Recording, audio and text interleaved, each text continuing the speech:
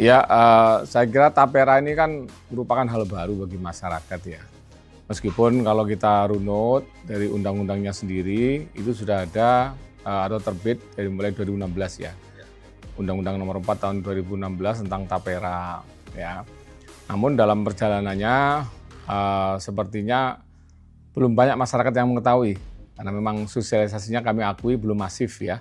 Apalagi kemudian PP-nya baru terbit di 2020 yang merupakan turunan dari Undang-Undang Nomor 4 2016 itu. PP 25 tahun 2020 tentang penyelenggaraan tapera itu terbit di akhir Mei 2020 atau bersamaan dengan pandemi Covid pada saat itu ya. Sehingga mungkin karena perhatian pemerintah dan masyarakat waktu itu fokus ke penanganan Covid, sehingga kehadiran PP ini yang merupakan pengaturan secara lebih teknis dari Undang-Undang 4 2016 belum banyak diketahui publik.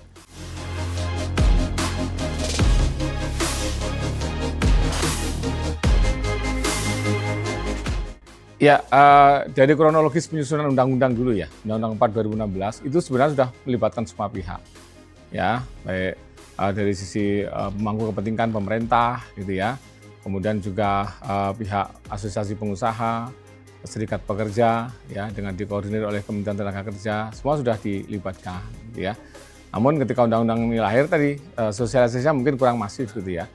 Termasuk dalam pembentukan peraturan turunannya, itu juga selalu melibatkan stakeholder terkait, termasuk yang kemarin menjadi rame ya, terbitnya PP nomor 21 tahun 2024, yang itu sebenarnya merupakan penyempurnaan dari PP 25 2020. Itu juga sudah dilaksanakan dengan melibatkan stakeholder terkait ya, dari pemerintah mungkin ada Kementerian Keuangan, ya, Kementerian Tenaga Kerja, Kementerian PUPR, termasuk BP Tapera. Dan Kementerian Tenaga Kerja juga sudah melaksanakan focus group discussion FGD dengan melibatkan juga Apindo dan serikat asosiasi pekerja gitu ya, serikat pekerja ya dalam proses pembentukan itu. Jadi ini semua sudah melibatkan multi stakeholder sepertinya gitu ya.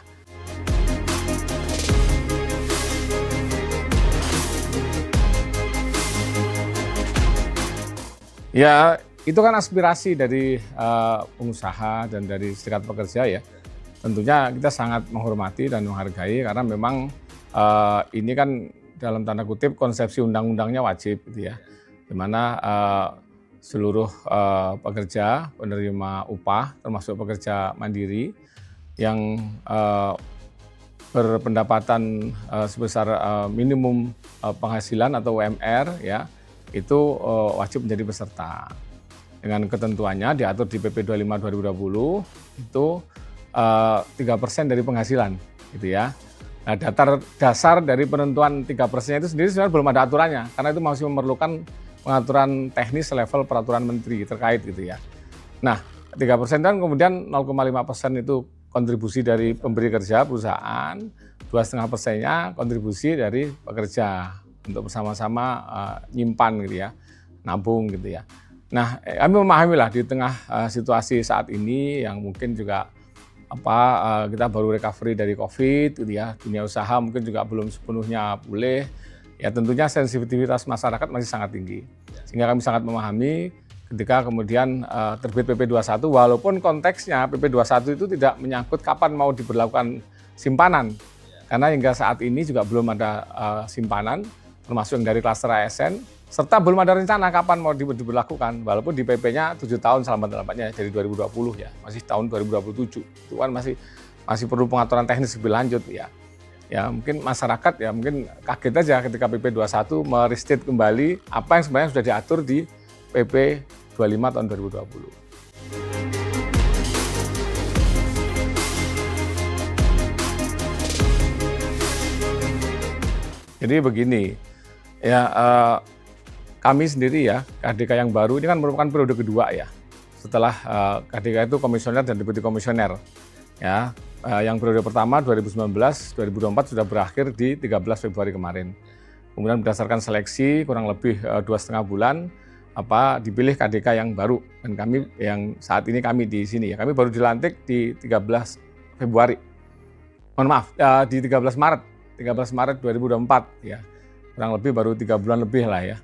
Nah, salah satu amanahnya adalah dari komite ya pada saat pelantikan kami adalah agar KDK yang baru ini BP Tapera terus melakukan pembenahan tata kelola, membangun konsep bisnis ya yang bisa memberikan kemanfaatan dan keadilan bagi semua peserta. Jadi proses itu sedang berjalan sebenarnya, gitu ya. Sedang berjalan kita upayakan. Termasuk terakhirnya PP 21 adalah dalam rangka untuk peningkatan kualitas tata kelola di BP Tapera, gitu ya. Substansinya itu, ya. Jadi dalam konteks tadi, apakah akan dilaksanakan atau ditunda sampai 2027, ya? Komite ya yang diketuai oleh Pak Menteri PUPR itu merupakan organ tertinggi di BP Tapera. Ya, kami tentunya akan sangat memperhatikan ya arahan dan masukan strategis dari komite, gitu ya. Ya, apakah nanti 2027? Ya belum tentu juga, tergantung dari kesiapan BP Tapera. Kalau sudah dinilai siap, ya tentunya itu tidak serta-merta juga akan terus diberlakukan begitu. Pasti bagaimana kita mendeliver output yang bisa dirasakan manfaatnya oleh masyarakat, gitu ya, oleh pekerja. Nah, kita harapkan dengan konsep seperti itu, nanti kepesertaan itu akan bertumbuh gitu loh. Ketika masyarakat sudah menyadari manfaatnya, tanpa harus dalam tanda kutip wajib pun, akan bisa ikut bergabung secara bertumbuh gitu ya, secara gradual seperti itu.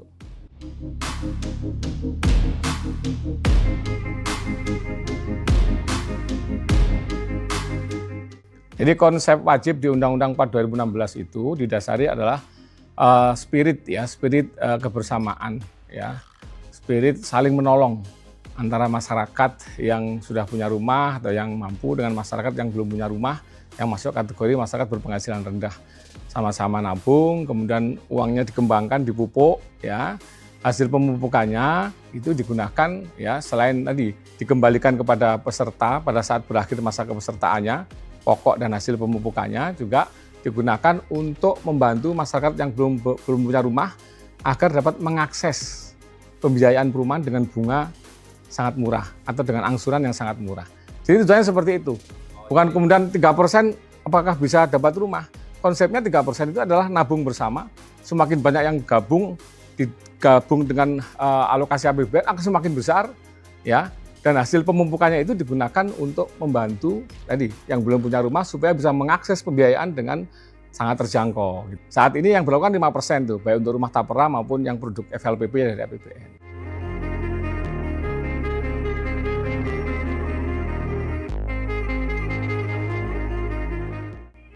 Baik, ini konsepsinya dulu ya. Jadi Tapera itu digunakan untuk pembiayaan perumahan ya secara lebih universal ya. Untuk mengurangi angka kesenjangan kepemilikan rumah seluruh warga Indonesia dari seluruh segmen, terutama untuk segmen MBR ya. Terutama untuk segmen MBR. Lah BPJS TK itu kan manfaat layanan tambahan ya, yang itu diberikan kepada para pekerja yang belum memiliki rumah atau ingin merenovasi rumah. Pekerja yang menjadi anggota BPJS gitu ya.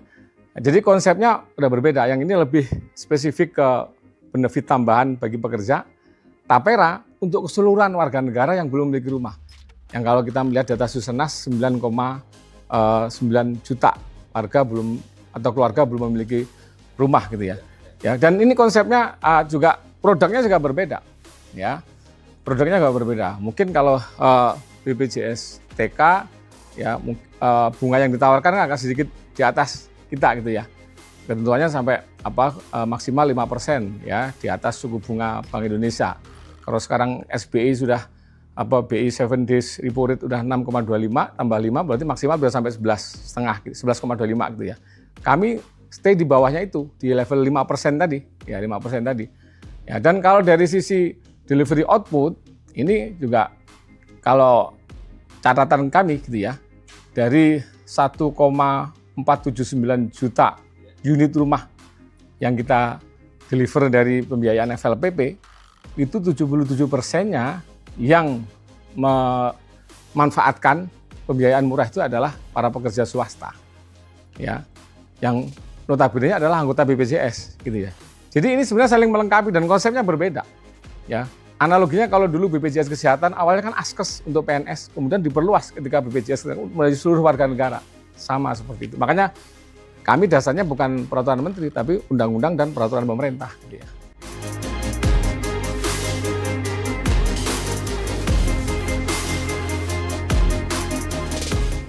Ya, jadi kita runut dulu nih dari historinya. Jadi Tapera itu sendiri konsepsi awalnya dari Undang-Undang Nomor 1 tahun 2011 tentang perumahan dan kawasan permukiman.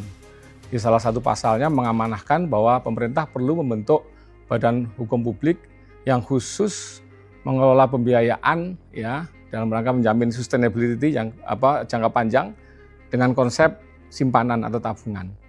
2011 ya. Kemudian itu dilanjutkan aktualisasinya di Undang-Undang 4 2016 tentang Tapera. Jauh sebelum adanya konsep IKN gitu ya. Ya, gitu kan. Dan Tapera itu sendiri ya, itu adalah simpanan periodik ya dalam jumlah tertentu ya yang dilakukan oleh peserta ya yang hanya dapat dimanfaatkan untuk pembiayaan perumahan. Undang-undangnya begitu. Undang 4 2016 tidak boleh buat yang lain. Atau dikembalikan pokok beserta hasil pembukanya pada saat berakhir kepesertaan. Hanya itu saja peruntukannya. Tidak boleh untuk yang lain-lain.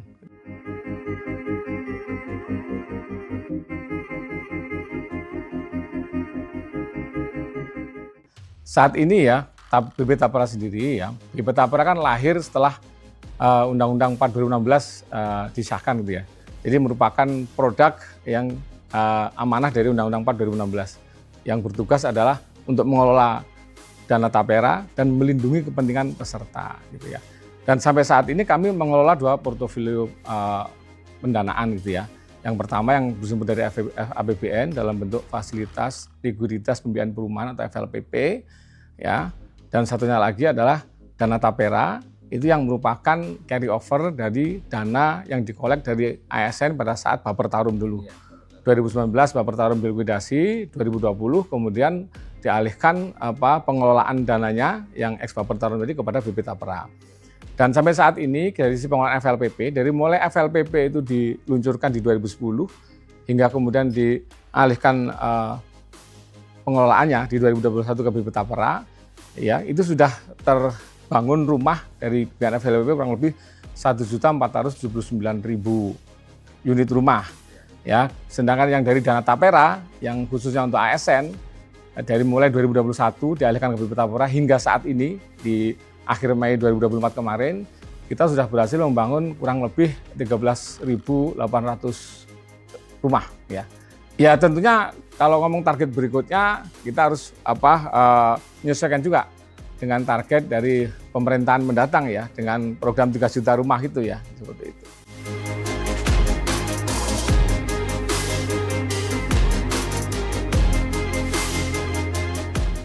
Saya kira pembentukan undang-undang itu sendiri dia sangat bagus ya. Dan didasari juga oleh benchmarking ke beberapa negara ya yang sudah melaksanakan konsepsi jenis yaitu penggalangan dana jangka panjang untuk pembiayaan perumahan berbasis tabungan ya. Seperti di China dengan Housing Provident Fund itu 10% itu, 5% oleh pemberi kerja, 5% dari pekerjanya gitu ya. Justru lebih gede gitu ya. Ya, terus yang konsep yang agak sedikit berbeda dalam konteks jaminan kesejahteraan sosial nasional seperti EPF di Malaysia, Employee Provident Fund itu menyatu itu dengan keseluruhan jaminan sosialnya, kesehatan, tenaga kerjaan dan sebagainya. Sama di Singapura juga ada CPF Central Provident Fund yang salah satu fiturnya adalah untuk pembiayaan perumahan. Ya, dan kita juga dalam konsep pengembangan produk ke depan kita juga sudah benchmarking juga ke Jepang. Ya, dengan produknya yang terkenal Flat 35 itu. Ya, bunga flat ya selama 35 tahun gitu ya. Dan saat ini sedang kami inisiasi itu menjadi bagian dari produk ke depan ya dalam rangka menjaring lah kebutuhan milenial dan Gen Z ya terkait dengan perumahan ke depan gitu ya.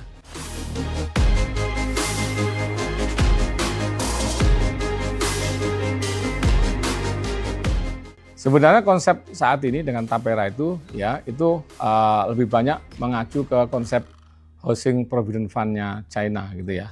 Sana sama juga ya, mandatory juga, nabung tapi mandatory ya. Dan fiturnya juga bisa untuk bangun rumah, untuk KPR, untuk renovasi rumah gitu ya. Dan cuma di sana sailing kalau nggak salah ya. Ya, artinya setelah jangka waktu tertentu peserta nabung bisa memanfaatkan untuk pembiayaan KPR dengan jumlah maksimal 14 sampai 15 kali nilai tabungannya. Ya, kalau di sini kan sellingnya ya seharga rumah gitu kan. Ya, dan peserta yang belum memiliki rumah masuk kriteria MPR ya, setelah nabung 12 bulan boleh untuk mengajukan KPR pemilikan rumah gitu ya. Mungkin besarannya yang beda Pak. Ya, besarannya beda. Dan sebenarnya saat ini juga masih kita kembangkan juga ya, tadi benefit tambahan untuk para penabung mulia istilahnya ya. Jadi kan nabung bareng-bareng yang sudah punya rumah terus kok masih harus nabung juga seperti apa? Nah, ini kan treatmentnya seperti penabung mulia. Nah, kami sedang kembangkan juga sebenarnya agar para penabung mulia juga dapat mengakses pembiayaan untuk renovasi rumah ataupun fitur-fitur tambahan lain yang saat ini sedang kami kembangkan sebenarnya.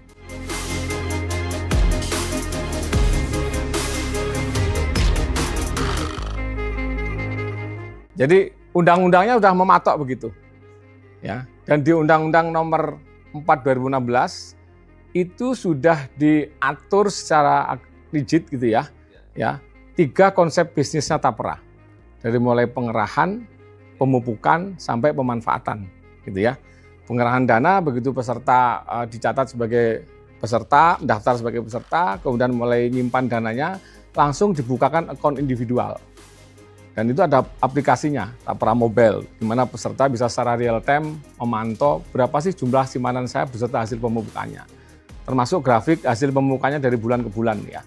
Ya, itu sudah bisa diakses sekarang. Kemudian dan dalam proses penyetoran simpanan tadi, itu tidak ke rekening Tapera, tapi langsung ke rekening bank kas tadi, bank penampung, untuk kemudian dicatatkan di rekening individual masing-masing peserta. Gitu ya.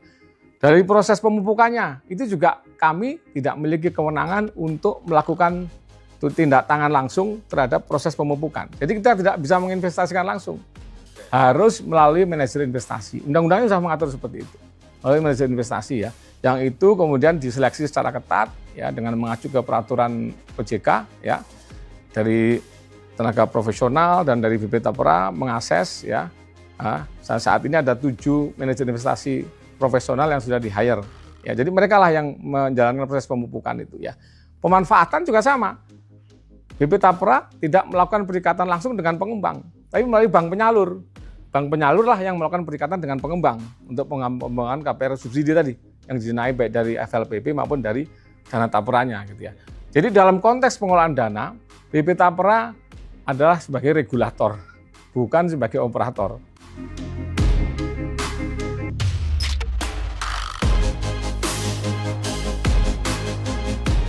Pertama, proses penunjukan manajer investasinya itu diatur ketat di peraturan OJK.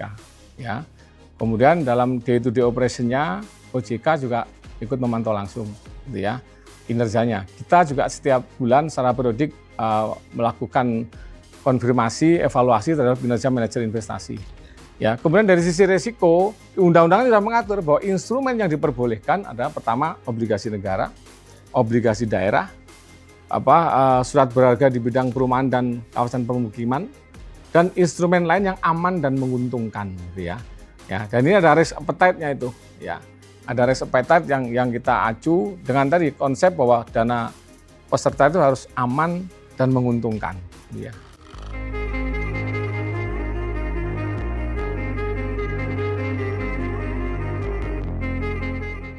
Ya, itu kan bagian dari penyampaian aspirasi masyarakat ya. Ya, tentunya kita sangat menghargai lah ya. Justru dengan saat ini kemudian menjadi perhatian publik ya, kemudian banyak kritikan masukan, itu ada menjadi masukan yang sangat berharga bagi BP Tapera khususnya ya. Oh, bahwa ternyata dari sisi mungkin aspek regulasi yang masih perlu perhatian ya. Kemudian aspek sosialisasi yang masih kurang terdeliver dengan baik sehingga masyarakat belum memahami sepenuhnya terkait Tapera ini gitu ya. Ini yang masih menjadi PR kami saya kira.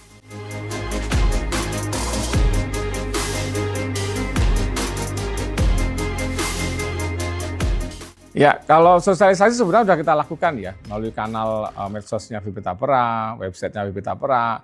Kemudian kita juga dengan Pemda-Pemda juga di beberapa event kita ikut untuk menyampaikan, mensosialisasikan terkait Tapera. Kemudian Kemenaker juga aktif mengajak kami pada saat sosialisasi dengan asosiasi pekerja-pekerja di daerah, di beberapa daerah, untuk kami menyampaikan apa itu tapera, program tapera, dan apa benefit bagi para pekerja yang belum memiliki rumah gitu ya. Itu sudah kita upayakan. Mungkin ke depan akan lebih masif lagi ya kita sampaikan ya. Dan tadi prinsipnya bahwa program ini belum berjalan gitu ya. Dan kita masih dalam proses pembenahan tata kelola gitu ya. Dan tentu pada saat berjalan pun juga pasti akan gradual dengan memperhatikan kondisi sosial ekonomi masyarakat gitu ya.